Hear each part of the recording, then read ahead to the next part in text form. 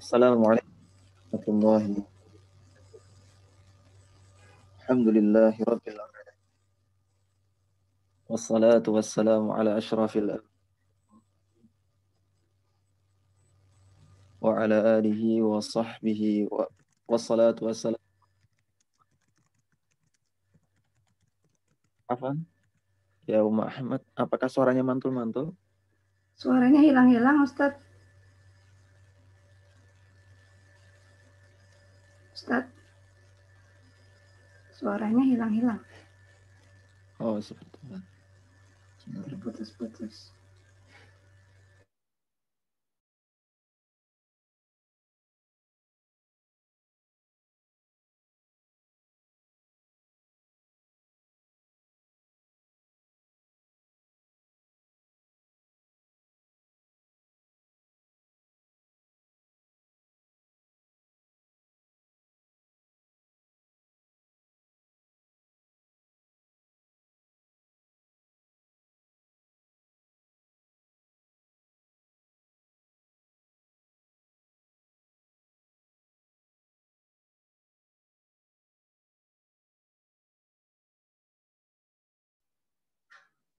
Bismillah, apakah terdengar?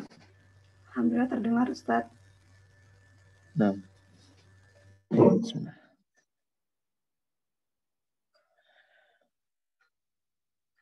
Assalamualaikum warahmatullahi wabarakatuh. Alhamdulillah wassalatu wassalamu wa ala alihi wa ashabihi wa mawala.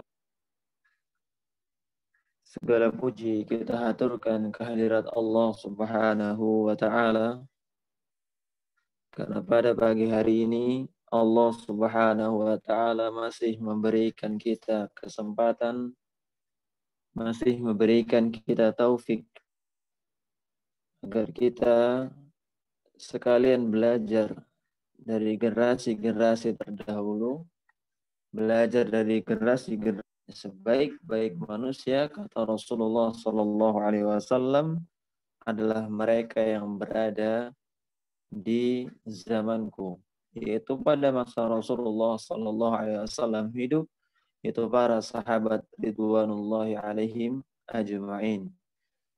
Begitupun kita masih diberikan kesempatan belajar di antara dengan generasi yang Allah Subhanahu wa Ta'ala tanhauna 'anil munkar. Sungguh kalian, yaitu para sahabat ridwanullahi alaihim ajma'in, adalah sebaik-baik manusia, yang mana kalian memerintahkan kepada kebaikan dan juga melarang manusia dari kemungkaran.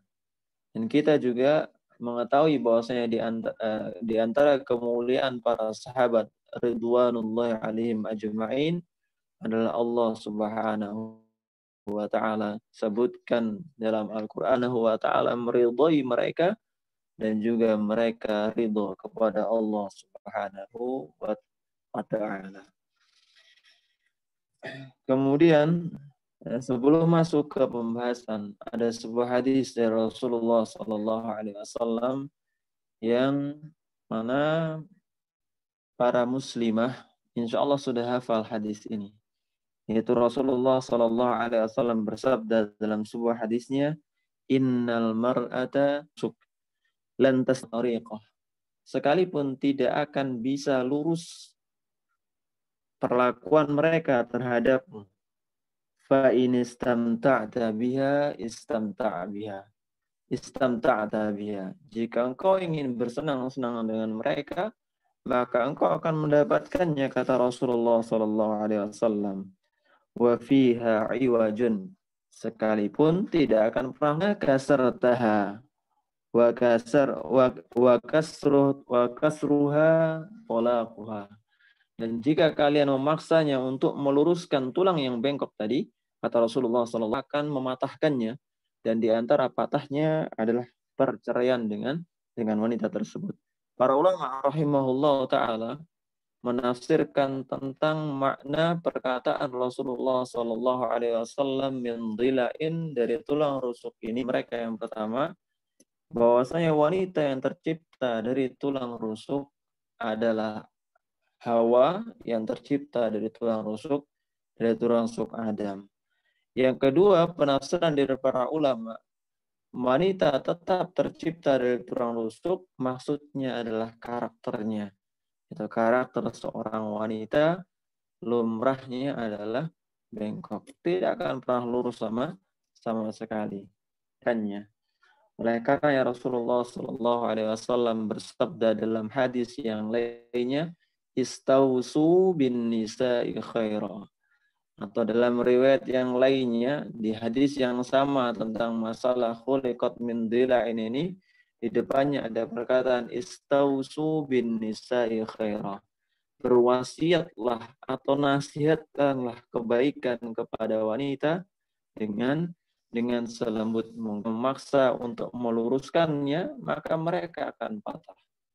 Dan kita akan belajar bagaimana Saudah binti Zam'ah berupaya sebisa mungkin untuk menanggalkan tentang kebengkokan seorang wanita dan dia tetap membela Allah dan Rasulnya.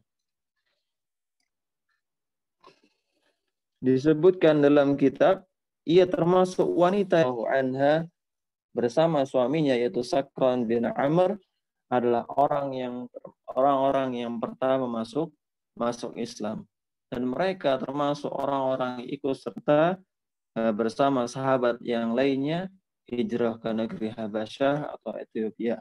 Saudah binti Zam'ah disebutkan dalam sebuah riwayat dari Aisyah radhiyallahu anha bahwasanya beliau mengatakan, aku tidak melihat seorang wanita pun yang lebih aku ingin ikuti atau ingin teladani melebihi bagaimana keinginanku untuk mengikuti teladan Saudah binti Zam'ah radhiyallahu anha. Dan nama asli beliau adalah Ummul Mukminin Saudah binti Zam'ah bin Qais al-Qushairiyah radhiyallahu anha. Baik. Sebentar.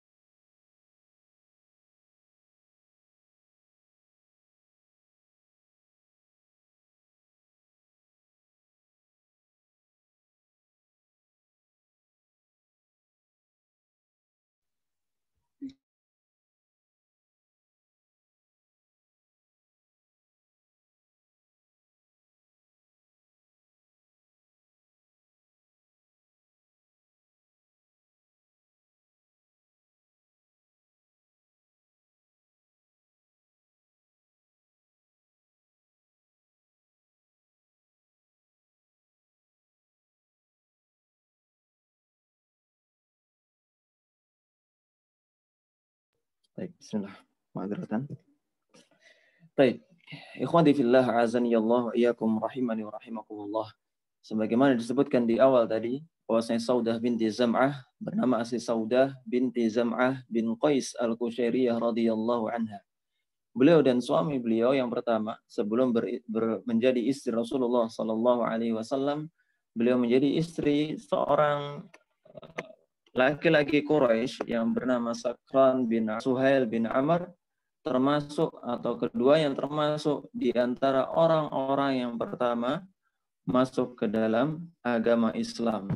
di antara orang-orang yang bersaksi bahwasanya tiada ilah yang berhak disembah kecuali Allah Subhanahu wa taala dan Muhammad adalah utusan Allah Subhanahu wa taala. Disebutkan dalam buku di antara mereka yang Suhail bin Amr, sakron masuk Islam dan keimanan menyentuh relung hatinya. Bahkan istrinya Saudah binti Zam'ah juga ikut masuk Islam.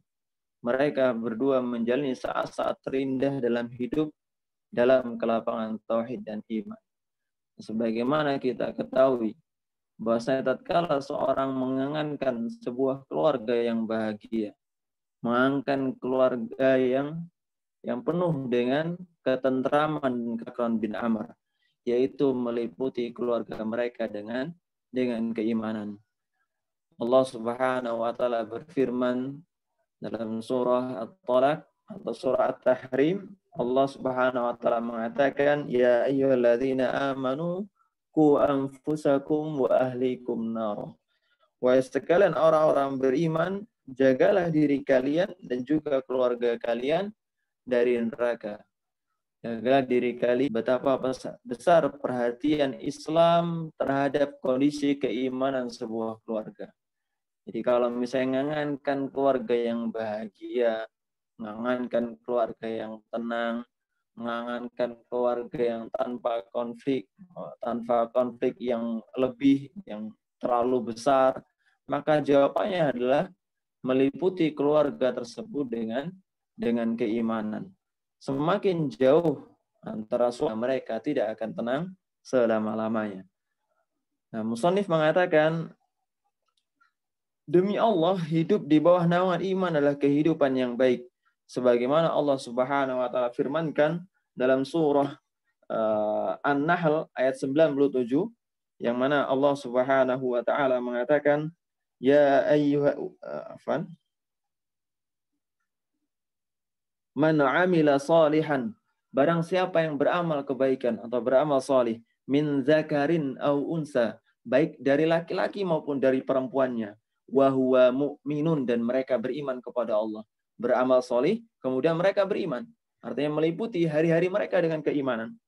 Falanuhyiyannahu hayatan thayyibah, maka kami akan karuniakan kepada mereka ini yang beramal kebaikan disertai dengan keimanan kepada Allah, yaitu dengan apa? Dengan kehidupan yang baik, dengan kehidupan yang tentram. Wala najziyannahum ajrahum, dan kami akan berikan pahala balasan bagi mereka bi ahsani ma kanu ya'malun, yang lebih baik dari apa yang telah mereka kerjakan semasa di dunia. Ini menunjukkan bahwa Allah Subhanahu wa taala mengaruniakan ketentraman kepada mereka yang mengisi hari-hari mereka dengan keimanan kepada Allah Subhanahu wa taala. Bukankah Rasulullah Shallallahu alaihi wasallam ketika menyebutkan tentang kriteria pasangan yang baik, maka Rasulullah Shallallahu alaihi wasallam menyebutkan 4 kriteria, lalu terakhir beliau mengatakan, fazfar bidzatid din taribat yadak. Pilihlah yang baik agamanya, niscaya kalian akan bahagia. Kemudian Allah Subhanahu wa taala berfirman, ini menunjukkan keutamaan Saudah binti Zam'ah dan juga Sakran bin Amr dalam surah At-Taubah ayat 100, yang mana Allah Subhanahu wa taala berfirman, as-sabiqunal awwalun minal muhajirin wal ansar, sebagaimana ayat-ayat sebelumnya yang kita baca. Dan di antara orang-orang yang terdahulu yang masuk Islam, baik dari kalangan muhajirin maupun dari kalangan ansar, walladzina taba'uhum bi ihsan, dan orang-orang yang mengikuti mereka dalam kebaikan, radhiyallahu anhum wa radu'an. Maka Allah Subhanahu wa taala mengatakan Allah telah meridhai mereka dan mereka pun ridho kepada Allah Subhanahu wa taala. Dan apa balasannya bagi orang-orang yang pertama kali masuk Islam, kemudian mengikuti jalan Islam, kemudian orang-orang yang setelah mereka yang mengikuti jalan mereka? Kata Allah Subhanahu wa taala, wa'adda lahum jannatin tajri tahtahal anharu khalidina fiha abada. Dan balasannya adalah kami siapkan bagi mereka surga yang mengalir di bawahnya sungai-sungai dan mereka akan kekal di dalamnya. Dan sungguh itulah kemenangan yang agung. Jadi sekali lagi ikhwati fillah azanillahu wa iyyakum rahimani wa rahimakumullah, tidak akan bahagia hidup seseorang atau tidak akan bahagia hidup sebuah keluarga kecuali diliputi dengan keimanan kepada Allah Subhanahu wa taala. Dan kita saksikan bahwasanya kehidupan orang yang bergelimang harta, kehidupan orang yang lebih dari sisi duniawi, mereka seolah-olah nampak tenang di hadapan manusia. Akan tapi ternyata banyak sekali kita temukan kasus di antara mereka yang justru memilih untuk mengakhiri hidupnya. Padahal dari sisi harta mereka tidak kekurangan. Dari sisi harta mereka tidak kekurangan. Tapi dari sisi keimanan mereka merasa ada yang kosong. Satu bagian yang kosong yang besar dalam hatinya yaitu keimanan mereka kepada Allah Subhanahu wa taala. Dan bagaimana Rasulullah Shallallahu alaihi wasallam bisa mendidik sahabatnya sedemikian rupa sehingga muncul orang-orang hebat sebagaimana Saudah binti Zam'ah, sebagaimana Sakran bin Amr, sebagaimana Umar bin Khattab radhiyallahu an, sebagaimana Abu Bakar As-Siddiq radhiyallahu an, yang mana keimanan mereka kita nggak ragukan lagi. Keimanan mereka kita nggak ragukan lagi. Maka Rasulullah Shallallahu alaihi wasallam menyebutkan beberapa di antara mereka yang langsung masuk surga tanpa hisab. Umar fil jannah, Abu Bakar fil jannah, Utsman fil jannah, Ali fil jannah, dan seterusnya. Ada 10 sahabat yang dikabarkan secara khusus. Dan sahabat-sahabat yang lain yang dikabarkan secara khusus masuk surga Allah Subhanahu wa taala. Nah, bagaimana Rasulullah mendidik mereka sedemikian rupa sehingga muncul di antaranya kisah-kisah herok yang kita ketahui dari para sahabat ridwanullahi alaihim ajmain. Sebagaimana dalam kisah perang Uhud misalnya. Ketika Rasulullah sallallahu alaihi wasallam atau kaum muslimin di waktu itu terdesak sehingga Rasulullah Shallallahu Alaihi Wasallam harus mengalami luka diserang oleh orang-orang kafir. Sampai-sampai Rasulullah SAW dikabarkan di perang tersebut bahwasanya Muhammad telah terbunuh. Muhammad telah terbunuh. Sehingga orang-orang kafir merasa begitu bersemangat menghabisi sisa pasukan kaum muslimin. Akan tapi seorang sahabat Nabi Shallallahu Alaihi Wasallam melihat Rasulullah dan kembali mengobarkan api semangat para sahabatnya bahwasanya Rasulullah Shallallahu Alaihi Wasallam masih yang siap pasang badan untuk menghalau orang-orang kafir yang siap menerkam tubuh Rasulullah Shallallahu Alaihi Wasallam sampai mereka mengorbankan tangan mereka mengorbankan kaki mereka dengan tetap berada di depan Rasulullah Shallallahu Alaihi Wasallam supaya pedang orang-orang kafir tidak sampai ke kulit Rasulullah Sallallahu Alaihi Wasallam. Dan generasi seperti ini Sallallahu Alaihi Wasallam lah yang mendidik mereka sehingga mereka memiliki keterikatan yang kuat antara mereka dengan Allah Subhanahu Wa Taala. Mereka diikatkan atau mereka disadarkan, diajarkan dengan sebuah ajaran yang memiliki akar yang sangat kuat, yaitu akar tauhid. Mentauhidkan atau mengesahkan Allah Subhanahu wa taala. Keyakinan mereka kan iman kita pada masa ini begitu kurang, sangat kurang dibandingkan dengan sahabat ridwanullahi alaihim ajma'in. Yang mana mereka kita ketahui bersama mereka ini atau para sahabat ridwanullahi alaihim ajma'in ketika berhadapan dengan musuh maka mereka tidak gentar. Memang gentar sedikit, akan tapi tidak menyurutkan mereka dari langkah menuju medan jihad atas keimanan. Mendidik mereka di atas tauhid, mendidik mereka di atas ajaran-ajaran yang Allah Subhanahu wa taala ajarkan kepada Rasulullah Shallallahu alaihi wasallam sehingga mereka lebih mementingkan negeri akhirat dibandingkan negeri dunia yang fana ini.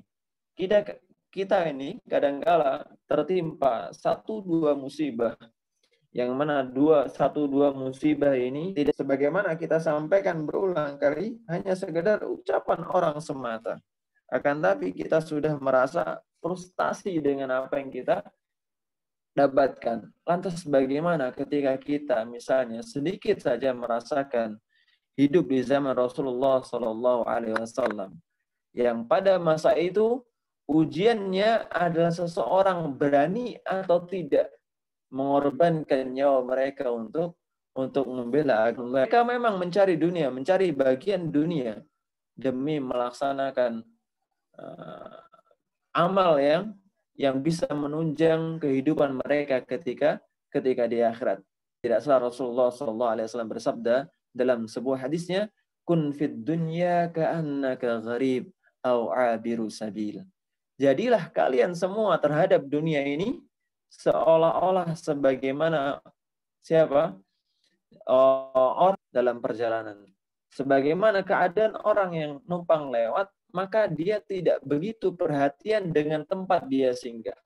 Yang menjadi tolak ukur perhatiannya adalah ketika tempat dia berlabuh nantinya atau tempat tujuannya. Jadi dia ketika bertinggal singgah di sebuah tempat, maka tidak penting tempat tersebut memiliki ini, itu enggak penting. Yang penting seharusnya bersikap kita seharusnya kepada dunia ini. Jadi kita nganggap dunia ini sebagai tempat singgah. Kalau kita nganggap dunia ini sebagai tempat tujuan, ya sudah. Amalan kita pusatnya ya di dunia ini. Kita cuman tujuan yang isinya duniawi. Oh, saya pengen 10 tahun ke depan punya rumah 3. Saya pengen 15 tahun ke depan saya punya mobil 5. Saya pengen sekian tahun ke depan saya punya istri sekian. Saya pengen ini dan itu. Semuanya berisi keinginan duniawi. Semuanya berisi keinginan duniawi. Ini menunjukkan bahwasanya perhatian kita dibandingkan dengan perhatian sahabat ridwanullahi alaihim ajma'in itu sangat jauh sekali. Makanya ketika ditanya generasi Islam yang paling gemilang itu generasi siapa? Ada yang menjawab misalnya pada masa kepemimpinan Sultan Al-Fatih dan lain sebagainya. Ini tidak salah. Di zaman-zaman tersebut Islam mengalami kejayaannya. Tapi yang paling jaya, yang paling kuat Islamnya adalah ketika zaman Rasulullah SAW mendidik langsung para sahabatnya. Bagaimana mungkin bisa disamakan keimanan orang yang dididik langsung oleh Rasulullah SAW dengan keimanan yang dididik oleh orang-orang biasa? Keimanan yang langsung dididik oleh Rasulullah SAW tentu hasilnya lebih menakjubkan dibandingkan keimanan di bawah didikan orang-orang biasa. Kaum muslimin yang dirahmati oleh Allah Subhanahu wa taala. Dan ada sebuah hadis dari Rasulullah SAW yang mengatakan bahwasanya idza ahabballahu 'abdan, jika Allah Subhanahu wa taala mencintai seorang hamba, ibtalah, maka Allah Subhanahu wa taala akan menguji hamba tersebut. Ini satu poin penting, bahwasanya ada kejadian yang begitu memberatkan hati Saudah binti Zam'ah. Jadi kita kembali ke masalah Saudah binti Zam'ah. Setelah sebelumnya kita gambarkan secara umum bahwasanya keimanan sahabat ridwanullah alaihim ajma'in tidak main-main. Dan di antara bukti keimanan mereka kepada Allah adalah mereka mengimani takdir Allah Subhanahu wa taala baik dan buruknya. Mereka meyakini bahwasanya takdir yang baik ini adalah datangnya dari Allah Subhanahu wa taala. Begitupun ketetapan Allah yang buruk yang dari sisi mereka buruk, maka mereka tetap yakin bahwasanya di balik takdir buruk tadi ada hikmah yang bisa dipetik dan disimpan oleh Allah Subhanahu wa taala. Imma hikmah tersebut mereka ketahui secara langsung, imma hikmah tersebut tersimpan nanti akan mereka ketahui, atau tetap nanti balasannya di akhirat oleh Allah Subhanahu wa taala. Tapi ala kulli hal ada satu poin penting, bahwa tatkala Allah Subhanahu wa taala mencintai seorang hamba, maka Allah Subhanahu wa taala akan mengujinya. Makanya disebutkan para rasul yang memiliki keutamaan khusus dibandingkan rasul-rasul yang lainnya. Allah Subhanahu wa taala menyebutnya dengan ulul azmi, yang mana mereka ini dikenal sebagai orang atau rasul para utusan Allah Subhanahu wa taala yang menerima ujian lebih berat dibandingkan yang lainnya. Ini menunjukkan bahwasanya para rasul, para utusan, kemudian para ulama, para fudhala, orang-orang yang memiliki keutamaan di sisi Allah Subhanahu wa taala, maka ujian mereka semakin berat di sisi Allah Subhanahu wa taala dibandingkan orang-orang biasa. Karena Allah Subhanahu wa taala, ujian itu oleh Allah Subhanahu wa taala jadikan beberapa tujuan. Yang pertama, sebagai indikator apakah orang tersebut mampu bertahan dengan ujian yang Allah berikan untuk kenaikan tingkat mereka di sisi Allah Subhanahu wa taala. Untuk menaikkan derajat mereka di sisi Allah Subhanahu wa taala. Atau yang kedua, cobaan yang Allah berikan kepada seorang hamba adalah sebagai balasan Allah Subhanahu wa taala kepadanya di dunia secara langsung. Jadi ketika seorang hamba berbuat maksiat kepada Allah, kemudian Allah tidak ingin menjadikan hamba tersebut rugi di akhirat, maka Allah balas langsung tuntas di dunia. Makanya ketika kita ditimpa musibah, kita ini yakin kita ini bukan nabi. Kita ini bukan orang-orang yang utama. Kita ini ulama, dikategorikan sebagai seorang ulama masih jauh. Penuntut ilmu pun, jika kita ngelihat definisi para ulama tentang penuntut ilmu, kita ini masih jauh. Kita ini masih penuntut ilmu kecil. Kita ini masih belajar masuk ke dunia penuntut ilmu. Dan kita ngerasain bahwasanya diri kita ini jauh darinya, maka kita jadikan ujian yang menimpa kita ini sebagai apa? Sebagai semoga dengan ujian tadi Allah Subhanahu wa taala menghapuskan dosa-dosa akibat maksiat kita. Dan inilah dialami Saudah binti Zam'ah radhiyallahu anha. Tatkala beliau diliputi dengan kebahagiaan karena mengisi keluarga, karena membangun keluarganya dengan keimanan, kemudian perpisahan dengan suaminya tersebut terjadi. Di Makkah, suaminya yaitu Sakran bin Amr meninggal dunia radhiyallahu anha. Dan sekarang Saudah binti Zam'ah tidak lagi memiliki suami. Namun apa yang dilakukan oleh Saudah binti Zam'ah? Ia bersabar dengan baik dan menerima keputusan Allah Subhanahu wa taala dengan hati yang lapang. Allah Subhanahu wa taala Rasulullah sallallahu alaihi wasallam bersabda dalam sebuah hadisnya, tidaklah menimpa seorang muslim baik dari kegalauan, kegundahan, rasa penat, rasa capek kecuali Allah Subhanahu wa taala jadikan hal tersebut sebagai penghapus dosa-dosanya. Kalau kita yakin dengan putusan Allah Subhanahu wa taala, yang baik maupun buruknya, kalau yang baiknya kita pasti yakin. Kalau yang baiknya orang jarang terpeleset. Tapi kalau mengimani takdir yang buruk, ketetapan Allah Subhanahu wa taala yang menurut dia buruk, maka apa yang dilakukan oleh orang-orang kadang tidak sabar. Tidak sabar dengan ketetapan Allah Subhanahu wa taala. Padahal Allah Subhanahu wa taala jadikan momen tersebut sebagai apa? Sebagai penghapus dosanya. Baik. Kaum muslimin dirahmati oleh Allah Subhanahu wa taala. Dan inilah yang akan didapatkan oleh seorang hamba manakala seorang hamba bersabar dan mengharap pahala dari Allah, maka Allah pasti akan memberikan ganti yang lebih baik. Dengan catatan dia yakin husnuzon kepada Allah Subhanahu wa taala. Bukankah Allah Subhanahu wa taala berfirman dalam hadis qudsi? Allah berfirman, "Ana 'inda dhanni 'abdi bi." Aku ini bersama dengan prasangka hambaku terhadapku. Jadi kalau seorang hamba berprasangka baik kepada Allah Subhanahu wa taala, maka Allah akan berbuat baik kepada hamba tersebut. Dan begitu pun sebaliknya. Kalau hamba tersebut nggak yakin, ya dia tidak akan mendapatkan apa yang Allah Subhanahu wa taala janjikan. Makanya di antara adab dalam berdoa supaya terkabul oleh Allah Subhanahu wa taala adalah doa disertai dengan keyakinan bahwa Allah Subhanahu wa taala akan mengabulkan doanya. Mungkin atau tidak mungkin dari sisi manusia, ternalar atau enggak dari sisi manusia, tapi kita berdoa kepada Allah Subhanahu wa taala, insyaallah taala Allah Subhanahu wa taala akan mengabulkannya. Kalaupun tidak mengabulkan, maka kita beriman kepada Allah Subhanahu wa taala. Allah Subhanahu wa taala akan mengganti doa-doa kita tadi kelak di akhirat, kelak di surga Allah Subhanahu wa taala. Baik, kaum muslimin yang dirahmati oleh Allah Subhanahu wa taala. Dan setelah berita kematian Sakran bin Amr, yaitu suami dari Saudah binti Zam'ah bin Qais al-Qushairiyah, maka di saat-saat hampir yang bersamaan atau setelah-selahnya meninggallah seorang yang mulia sebagaimana yang kita ceritakan sebelumnya, yaitu Khadijah binti Khuwailid radhiyallahu an. Yang disebut dengan yang pada masa-masa itu paman Nabi Shallallahu alaihi wasallam juga meninggal dunia. Makanya disebutkan bahwasanya tahun tersebut disebut dengan Amul Husni, tahun-tahun kesedihan. Dan Khadijah radhiyallahu anha, ini kita singgung kembali, Khadijah radhiyallahu anha, beliau termasuk orang yang tidak tanggung-tanggung ketika membela Rasulullah sallallahu alaihi wasallam. Biasanya orang yang punya jabatan, orang yang punya kedudukan, ketika melihat kebenaran, tapi masyarakat respon sebaliknya terhadap kebenaran tadi, maka orang yang dipandang oleh masyarakat tadi mikir-mikir untuk membela kebenaran ini. Tapi Khadijah binti Khuwailid radhiyallahu anha nggak mikir sama sekali. Dia nggak mikirkan bagaimana keadaan perdagangannya kalau seandainya membela Rasulullah sallallahu alaihi wasallam. Padahal berpotensi besar orang-orang Quraisy akan memboikot dagangan dari Khadijah binti Khuwailid radhiyallahu anha. Tapi Khadijah nyatanya dia tidak berpikir tentang masalah tersebut. Nah, Khadijah menghinakan dunianya dan berpaling kepada yang lebih kekal darinya, yaitu akhiratnya. Dia beriman kepada Rasulullah Shallallahu Alaihi Wasallam, menyokong dakwah-dakwahnya, membela Rasulullah Shallallahu Alaihi Wasallam, kemudian menghibur Rasulullah Shallallahu Alaihi Wasallam ketika Rasulullah menimpa ujian dari orang-orang Quraisy.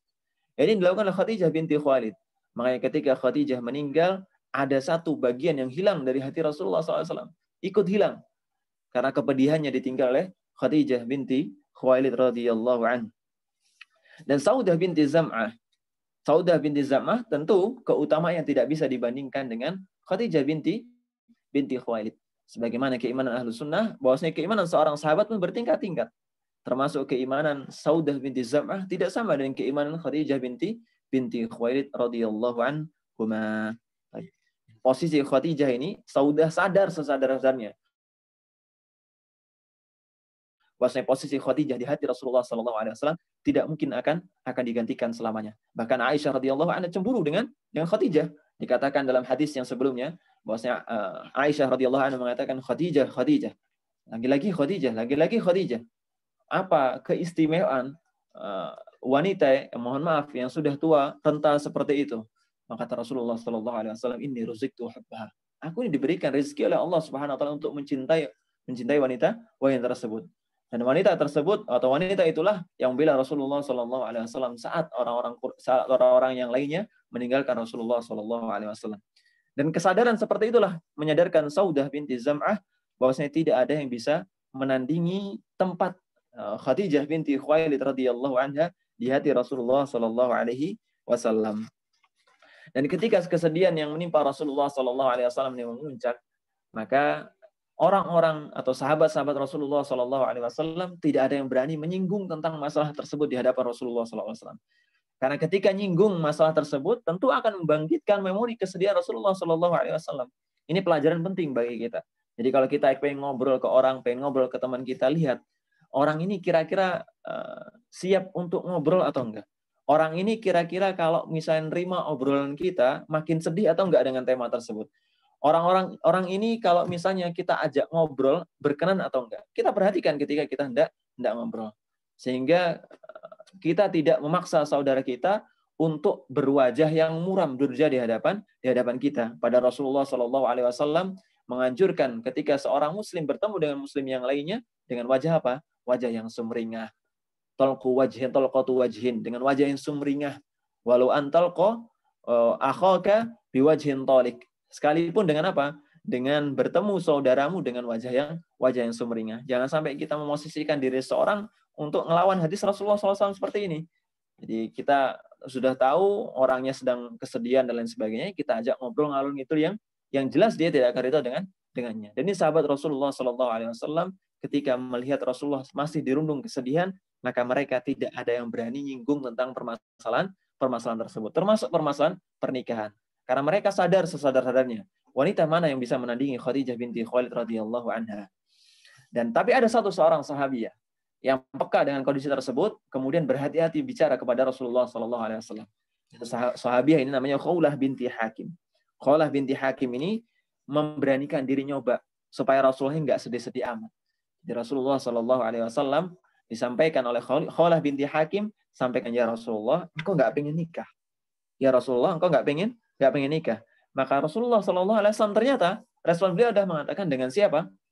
Maka Khawlah binti Hakim mengatakan, kalau engkau mau yang masih perawan ada, kalau engkau mau pula yang janda juga ada. Maka Rasulullah SAW bertanya, siapa dua-duanya?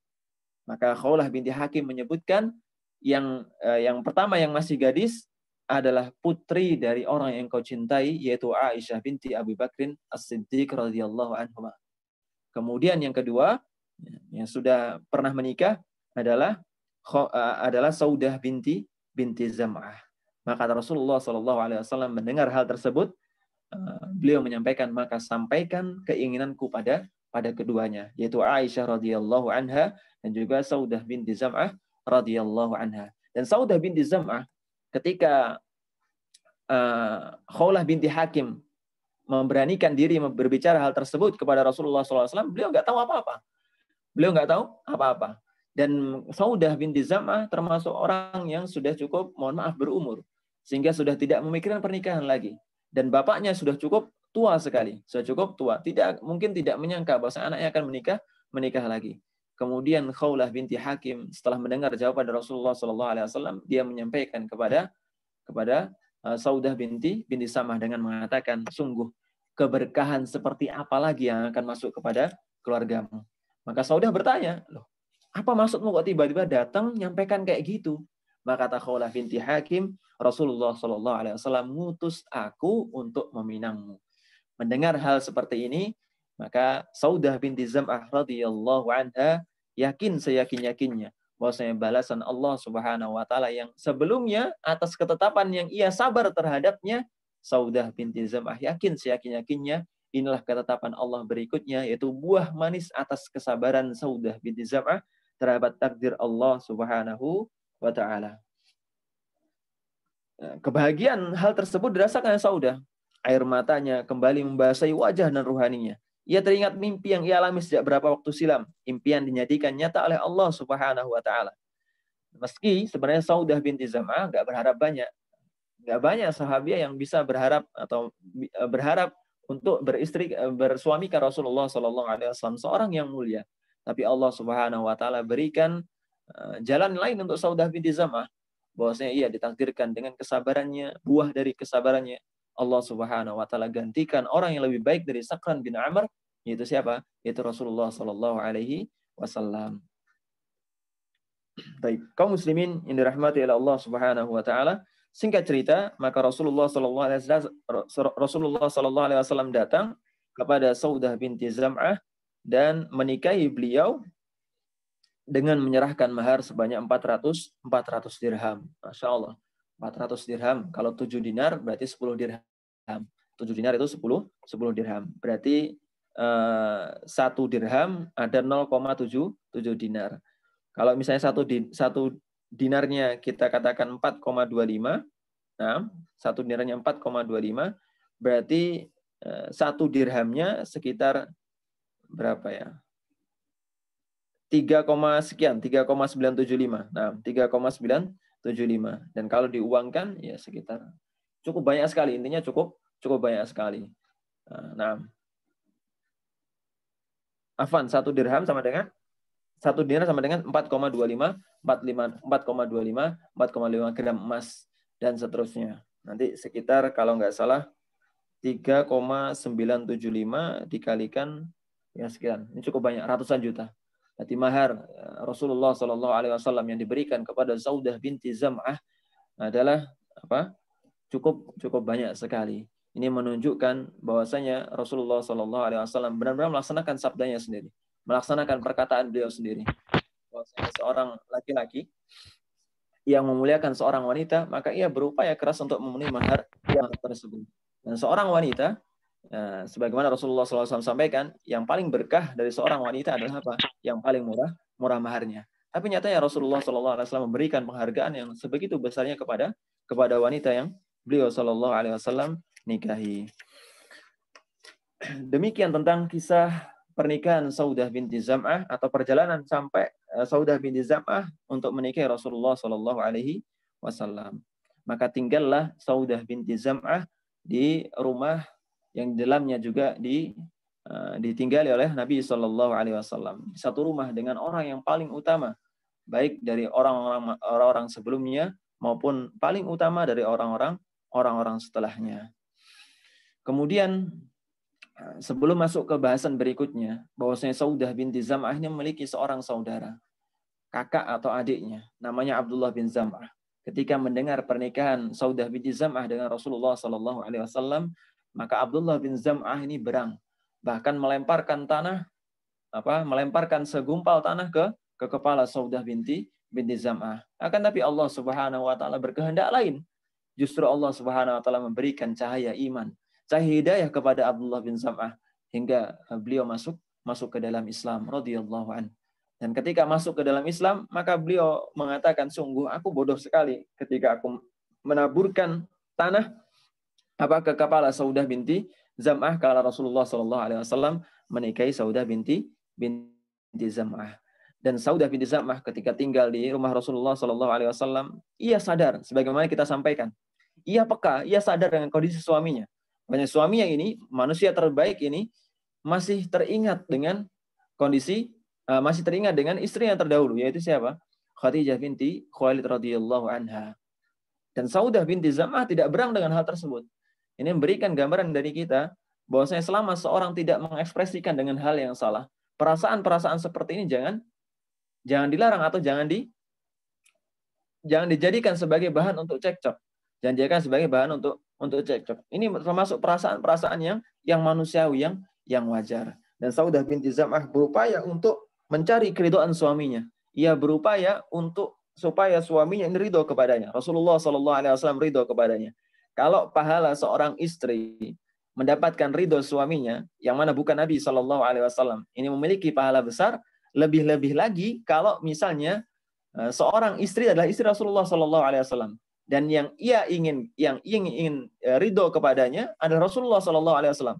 Seorang suami sekaligus Rasulullah SAW, maka membahagiakan dua pihak, yaitu suaminya, yaitu Rasulullah SAW, yang kedua utusan Allah Subhanahu wa Ta'ala.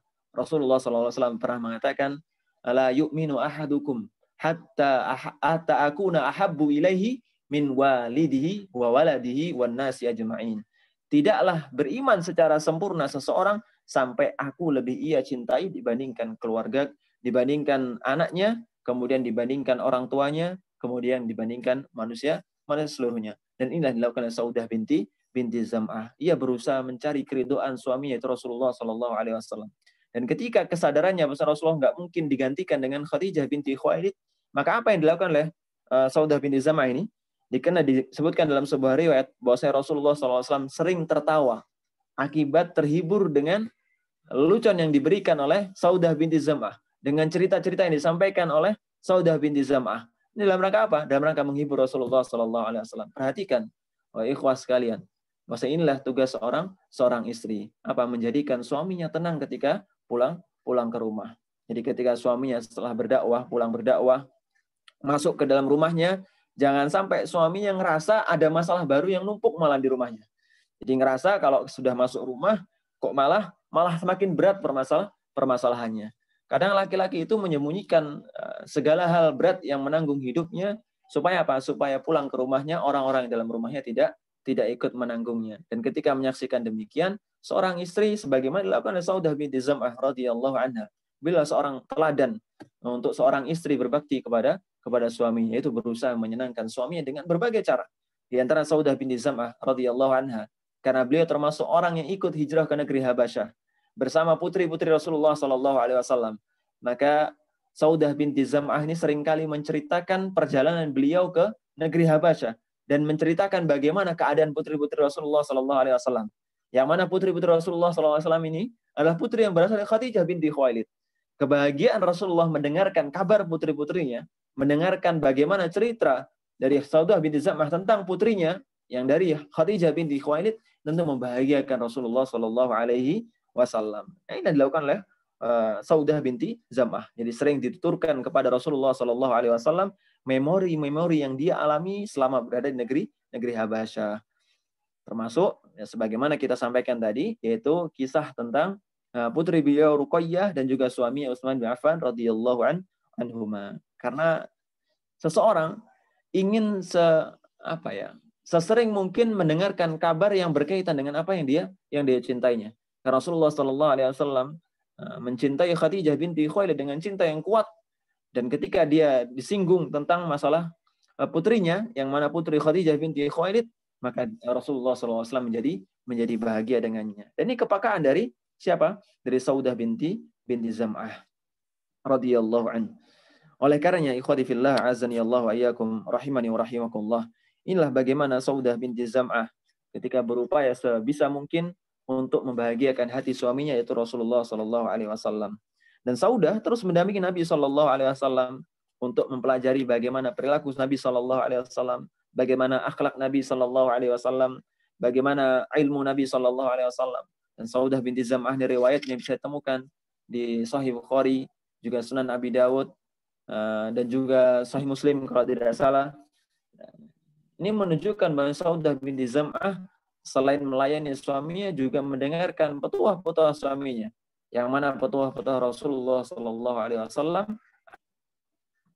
Kaum muslimin yang dirahmati oleh Allah Subhanahu wa taala. Dan kebahagiaan seperti ini yang dialami oleh Saudah binti Zam'ah adalah kebahagiaan yang tidak mungkin dirasakan oleh orang-orang kita atau orang-orang di zaman kita. Itu kebahagiaan hari-harinya senantiasa berjumpa dengan manusia yang paling baik, yaitu Rasulullah Shallallahu Alaihi Wasallam, dengan yang dia cintai, yaitu Rasulullah Shallallahu Alaihi Wasallam. Ketika seorang Ibnu Taimiyah rahimahullah taala mengatakan, jika ditanya tentang keutamaan surga, apa yang ada dalam surga, kenikmatannya apa yang ada dalam surga, suruh deskripsikan, maka kata Ibnu Taimiyah rahimahullah taala, sungguh di surga ada Rasulullah sallallahu alaihi wasallam. Jadi apa yang lagi diharapkan oleh seorang muslim ketika mendapati nanti di surga ada Rasulullah sallallahu alaihi wasallam. Pun seperti itu Allah Subhanahu wa taala masih menambah kenikmatan tersebut. Perjumpaan dengan Rasulullah oleh seorang mukmin, baik nanti ketika di surga Allah maupun masih di dunia. Dan Saudah binti Zam'ah adalah orang yang mendapat kesempatan kehidupannya bersinggungan langsung dengan Rasulullah Sallallahu Alaihi Wasallam, dan tidak ada keberkahan melebihi keberkahan ketika kehidupan tadi bersama Rasulullah Sallallahu Alaihi Wasallam. Sebagaimana ketika ibunda persusuan beliau, yaitu Halimah Sa'diyah Rasulullah SAW di tengah-tengah keluarga Halimah, di tengah-tengah keluarga yang tinggal di tengah padang gurun pasir, yang kala itu musim paceklik dan ternaknya semuanya kurus-kurus. Ternaknya semua kurus-kurus. Maka kedatangan Rasulullah SAW menjadikan asbab barokah yang datang kepada keluarga tersebut. Yang mana mereka yang sebelumnya nggak menghasilkan susu, cuman menghasilkan susu sedikit. Akan tapi setelah Rasulullah SAW hadir, justru susu mereka, susu hewan ternak mereka melimpah ruah dan mereka bisa kenyang. Sallallahu Alaihi Wasallam. Makanya para ulama membolehkan tabarruk dengan asar Nabi Sallallahu Alaihi Wasallam. Jadi perlu diperhatikan ya, selama asar tersebut benar dari Nabi Sallallahu Alaihi Wasallam atau bekas tersebut benar dari Rasulullah Sallallahu Alaihi Wasallam, maka diperbolehkan kita tabarruk dengannya. Tapi kalau bukan bekas dari tersebut, misalnya istri Nabi Shallallahu Alaihi Wasallam ketika melihat Nabi berkeringat, maka beliau berinisiatif untuk apa? Mengumpulkan keringat Nabi Shallallahu Alaihi Wasallam dalam satu wadah. Ketika ditanya untuk apa, maka dia menjawab untuk minyak wangi, karena keringat Rasulullah Shallallahu Alaihi Wasallam wanginya melebihi minyak misik. Dan hal tersebut menunjukkan bahwasanya diperbolehkannya untuk tabarruk kepada asar Nabi Shallallahu Alaihi Wasallam. Termasuk kita sering dapati di antara tabaruk para sahabat ridwanullah wudu, maka sahabat menengadahkan tangannya di bawah air wudu beliau untuk apa? Untuk diusapkan ke badan mereka. Dalam rangka apa? Tabaruk, mencari berkah dengan asar Nabi Shallallahu Alaihi Wasallam. Begitupun seorang sahabat ketika di medan perutnya, apa yang dikatakan sahabat tadi, demi Allah tidak ridho, demi Allah aku tidak rela. Kemudian Rasulullah SAW mempersilahkan sahabat tadi untuk qisas, silahkan balas dengan mukul. Kemudian sahabat tadi mengatakan, ya Rasulullah, sungguh engkau memukul mengenai kulitku, maka aku ingin memukul mengenai kulitmu juga. Maka Rasulullah SAW membuka bajunya, dan sahabat tersebut apa? Bukannya malah memukul, tapi malah merangkul Rasulullah SAW. Dan dia mengatakan, ya Rasulullah, aku ingin kulitku ini berjumpa dengan kulitmu. Dan aku berharap kita juga berjumpa nanti di surga Allah Subhanahu wa taala. Ini menunjukkan bahwasanya tabarruk dengan asar bekas Nabi Shallallahu Alaihi Wasallam ini diperbolehkan. Tapi yang asar dan benar-benar asarnya, benar bekasnya Nabi Shallallahu Alaihi Wasallam. Adapun yang masih diragukan antara ini valid atau enggak, maka tidak diperkenankan tabarruk dengan hal tersebut. Kemudian ikhwati fillah, azani Allah wa iyyakum rahimani wa rahimakumullah. Demikian tentang Saudah binti Zam'ah, teladan istri yang berbakti, yang mana Rasulullah Shallallahu Alaihi Wasallam tepat sekali memilih Saudah binti Zam'ah radhiyallahu anha dengan kekurangan yang mungkin orang-orang anggap itu sebagai kekurangan, tapi justru menjadi kelebihan bagi Saudah binti Zam'ah, yang mana Saudah binti Zam'ah berupaya sekuat mungkin untuk apa? Untuk membuat suaminya gitu. Rasulullah SAW menyebutkan dalam banyak hadisnya bahwasanya seorang wanita akan mendapatkan surga dengan apa? Dengan ketaatan kepada suaminya. Rasulullah SAW mengatakan dalam hadis yang lainnya, seandainya aku diperbolehkan untuk memerintahkan seorang bersujud kepada yang lainnya, maka aku memerintahkan seorang istri sujud kepada suaminya. Selain menunjukkan besarnya hak suami terhadap istrinya, ini menunjukkan anjuran agar seorang istri berbakti kepada suaminya. Bahkan para ulama rahimahullah taala mengatakan seorang istri kepada suaminya hendaknya berlaku sebagaimana seorang budak kepada tuannya. Melayani sebaik mungkin, melayani sebaik mungkin. Kaum muslimin yang dirahmati Allah Subhanahu wa taala, dan seorang istri yang suaminya ridho dengan pelayanannya, suaminya ridho dengan kebaktian dari seorang istri kepadanya, kepada suaminya, maka insya Allah Ta'ala istri tersebut sebagaimana disebutkan oleh Allah Subhanahu Wa Ta'ala masuklah surga dari pintu manapun yang engkau inginkan. Demikian pembahasan tentang masalah Saudah binti Zam'ah untuk bagian pertama. Insya Allah Ta'ala kita lanjutkan di bagian berikutnya. Wassallallahu ala nabiyyina Muhammad walhamdulillahi rabbil alamin. Fadhal jika ada pertanyaan. Ustaz, jazakallahu khairan Ustaz atas paparannya. Baik, ini ada pertanyaan yang masuk Ustaz. Izin dibacakan ya Ustaz. Bismillah, assalamualaikum ilaikum ya Ustaz. Semoga Allah senantiasa menjaga Ustaz dan keluarga dimanapun berada. Amin. Ustaz, orang tua dari Fulanah terbilang masih awam. Tapi sang ibu memiliki keinginan untuk Fulanah menikah dengan seorang da'i atau ustadz, melihat dari agamanya. Belakangan ini, qadarullah ada yang memproseskan Fulanah, dan ternyata si calon adalah seorang da'i, tapi dalam tanda kutip, berbeda. Yang menganggap kita sebagai bukan golongan mereka. Contoh, bukan salafi, melarang video dalam dakwahnya, dan lain-lain. Di sisi lain, ibu si Fulanah menginginkan demikian. Terkadang Fulanah berpikir, apa ini jawaban dari sang ibu? Apakah ini jawaban dari doa sang ibu? Tapi di sisi lain, sedikit berat dengan perbedaan yang nampak adanya. Fulanah mengkhawatirkan ketika kelak sudah menikah menjadi kurang berbakti kepada suami dan tidak legowo dengan perbedaan yang ada. Walaupun toh suaminya adalah seorang da'i. Bagaimana Ustaz solusinya? Jazakumullahu khairan Ustaz. Wa fillah azani Allah wa iyyakum rahimani rahimakumullah. Hukum asal seorang menikah selama seorang wanita muslimah menikah dengan orang muslim atau laki-laki muslim, maka diperbolehkan. Allah Subhanahu wa taala berfirman, la tankihul mu'minati hatta yu'min wa la amatun mu'minatun khairum min musyrikati walau a'jabatkum wa la tunkihul musyrikina hatta yu'minu wala abdun mu'minun khairum min musyrikin walau a'jabakum.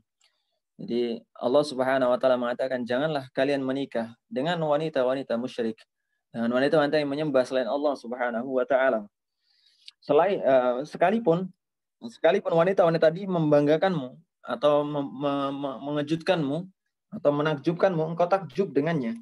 Sungguh budak wanita yang hitam itu lebih baik bagimu dibandingkan wanita tadi. Begitupun seorang wanita muslimah hendaknya tidak menikah kecuali dengan orang-orang mukmin, sekalipun dengan budak sahaya. Tapi itu hukum asalnya. Jadi seorang muslim dan seorang muslimah dianjurkan menikah dengan yang seagamanya, terutama seorang muslimah. Haram bagi mereka menikah dengan selain orang-orang Islam.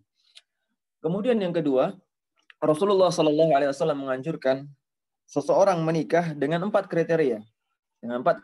Dan salah satu kriteria yang Rasulullah SAW tonjolkan adalah fadfar bidzatiddin taribat yadak. Pilihlah yang baik agamanya, maka engkau akan bahagia. Nah, definisi agama ini perlu kita soroti. Bahwasanya beragama itu memiliki dua hal. Yang pertama, seorang memiliki wawasan ilmu yang cukup. Jadi dikatakan seorang beragama ketika dia memiliki ilmu kemudian mengamalkannya. Itu dinamakan seorang memiliki agama. Kemudian yang kedua, memiliki akhlak yang baik.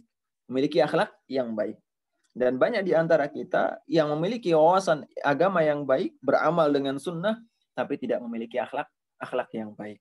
Ketika terjadi perbedaan antara satu golongan dengan golongan yang lainnya, dia tidak legowo.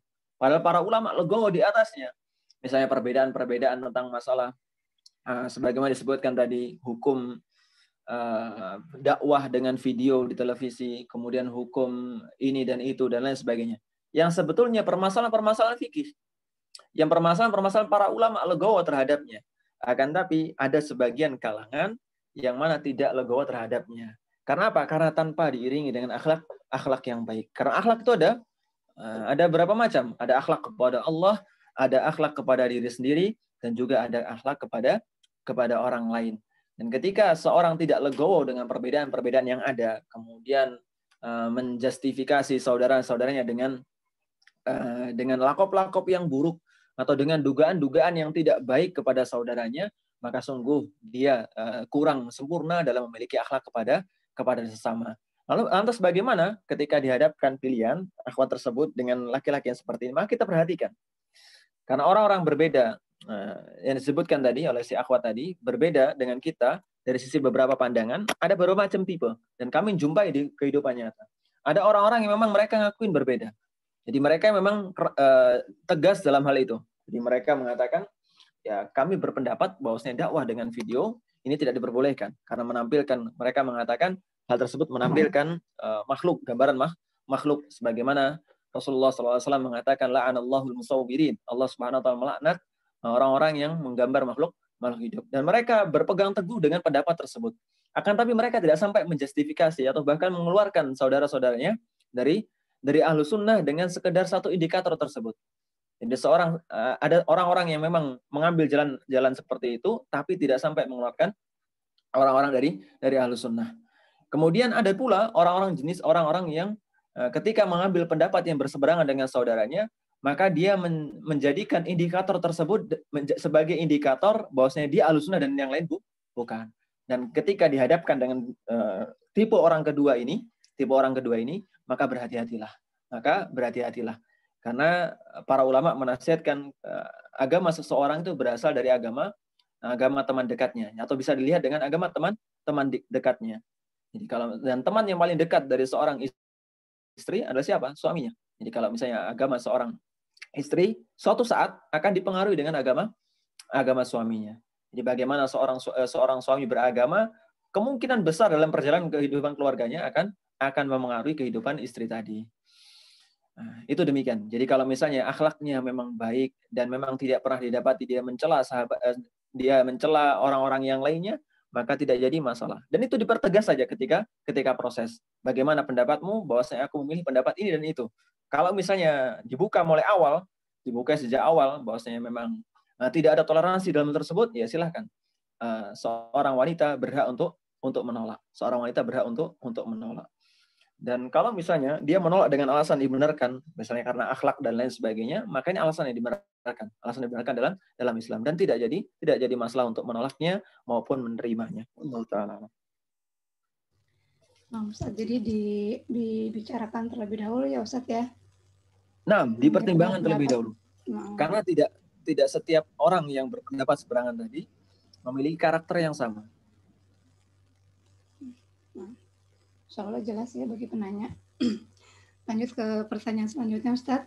Bismillah, barakallahu fikum. Semoga Allah menjaga Ustaz dan keluarga. Amin. Izin bertanya, mohon tips agar menjadi istri yang berbakti kepada suami dan bagaimana agar sifat kebengkokan kami, para wanita, tidak terlalu bengkok Ustaz. Jazakumullah khairan.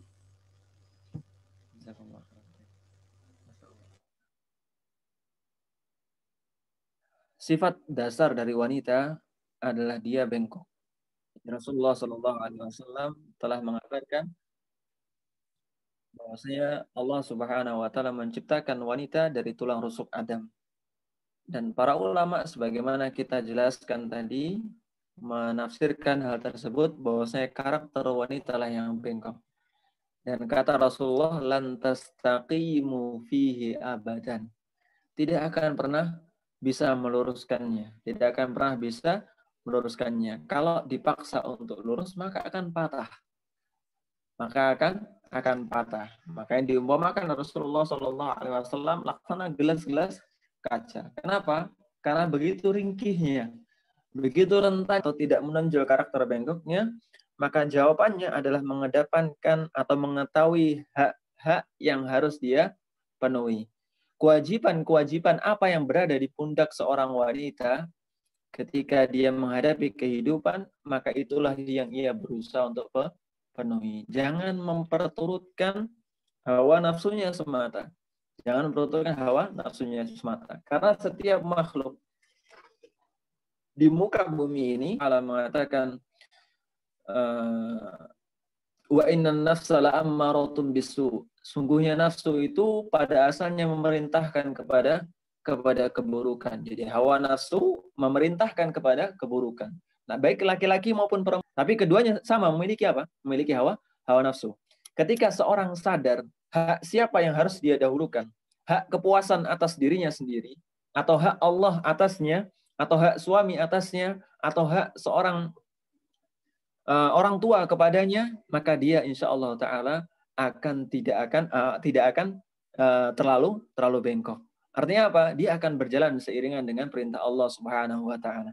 Dan insya Allah Taala tidak akan antum pernah jumpai, tidak akan jenengan semua yang pernah jumpai ayat Allah, perintah Allah, larangan Allah yang berseberangan dengan naluriah seorang wanita yang taatkah. Misalnya seorang wanita tidak suka dengan perintah tersebut, atau misalnya kurang suka dengan perintah tersebut, segera tepis beberapa bisikan-bisikan, oh ini kayaknya nggak pas nih, kok rasanya kok memberatkan wanita dan lain sebagainya, maka segera tepis permasalahan-permasalahan tersebut, tanyakan kepada ahli ilmu seperti apa. Nah, seperti itu. Jadi yang pertama yang harus dilakukan oleh seorang wanita adalah mengetahui prioritas hak atas yang bagus, namanya al-huququl asyarah.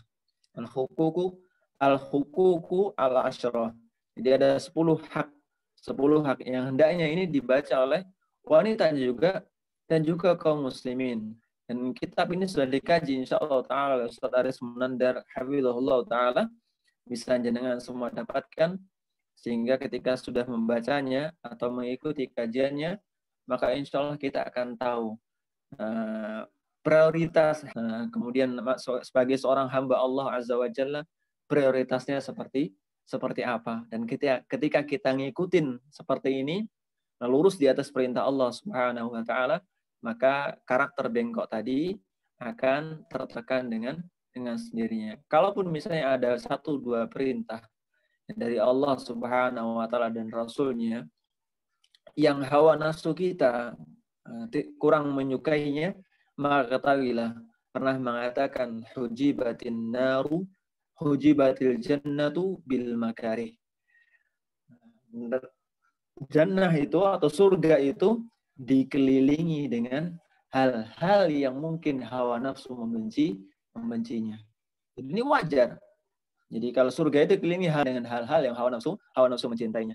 Jadi ketika kita sudah mulai bengkok, sudah mulai sedikit menyelewar dari apa yang Allah tetapkan, maka ketahuilah sungguhnya surga itu dikelilingi hal-hal yang mungkin hawa nafsu membencinya. Jadi kita kembali sadar, oh enggak, ayo penuhi kewajiban kita. Hak-hak yang harus kita ikuti, hak yang mana? Kita prioritaskan yang mana? Hak ini, dan itu. Dan kitab yang sangat kami anjurkan tadi untuk dibaca adalah Huququl Asyarah yang dibahas oleh Ustaz Aris Munandar hafizahullah ta'ala. Baik, wallahu ta'ala alam. Insyaallah, jadi harus ditepis ya Ustaz ya. Segala hawa nafsu itu merupakan jihad paling utama ya Ustaz. Menepis hawa nafsu. Sahih, masyaallah. Pertanyaan selanjutnya bisa Ustaz? Tafadhol. Bismillah, Ustadz, bagaimana memilih seorang lelaki yang kelak akan menjadi suami adalah termasuk orang yang bertakwa kepada Allah Ta'ala.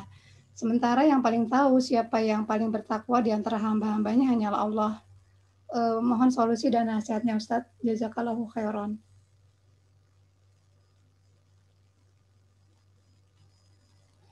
Baik. Ikhwati fillah azani Allah wa iyyakum rahimani wa rahimakumullah. Memilih seorang suami maupun memilih seorang istri, perlakuannya sama. Indikatornya sama, sebagaimana Rasulullah SAW sebutkan, orang yang baik nasabnya, baik keturunannya, kemudian baik dari sisi agamanya, kemudian memiliki paras yang bagus, kemudian memiliki harta yang baik. Dan tidak mungkin seorang muslim atau seorang muslimah mendapatkan keempat-empatnya secara langsung. Yang paling utama, sebagaimana Rasulullah sebutkan, bahwa yang paling utama adalah memilih dari agama seseorang. Lantas bagaimana mengetahui agama atau ketakwaan seseorang? Padahal ketakwaan itu menjadi rahasia seseorang di hadapan Allah Subhanahu wa Ta'ala. Kadang ada orang yang nampak bertakwa, kemudian kasus berikutnya setelah berkeluarga baru diketahui aslinya. Ternyata jarang sholat, kemudian tidak berpuasa di bulan Ramadan dan lain sebagainya. Dan ini kasus banyak kita dengar. Lantas bagaimana kita bisa melihat ketakwaan seseorang tersebut? Ya, kita hanya bisa melihat secara lahiriah. Jadi untuk menghukumi ketakwaan seorang kita hanya bisa melihat secara lahiriah. Kita tanya kepada orang-orang yang pernah bermuamalah dengannya. Kalau misalnya kita ingin tahu tentang bagaimana karakternya, kerasnya dia terhadap perempuan, maka carilah informasi bagaimana perlakuan dia kepada ibunya dan saudari-saudarinya.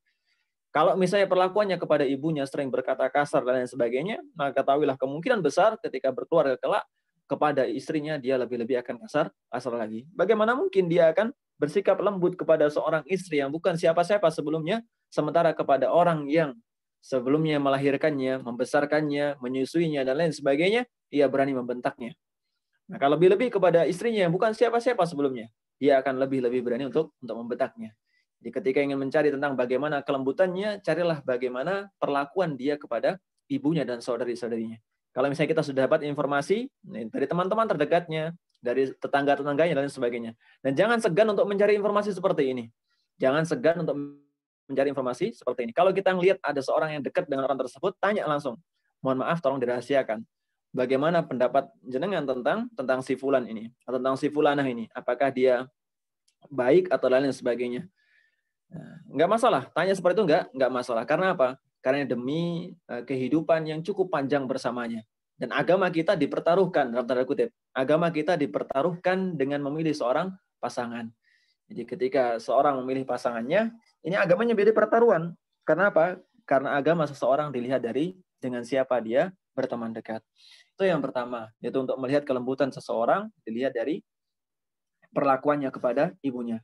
Ini kelembutan adalah salah satu indikator baiknya agama seseorang.